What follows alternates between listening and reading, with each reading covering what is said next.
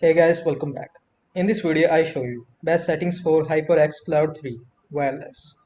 First, install Unity from Microsoft Store and update firmware. Second, restart. Third, turn on mic monitoring on Unity because they have an amazing side tone. Fourth, DTS-X. In Unity stays off, also you do not need any equalizer since they are balanced. Fifth, close Unity. It will stay in tree. Sixth, install DTS Unbound for Microsoft Store. Seventh, open DTS Unbound and turn on DTS Headphone X and DTS-X. 8.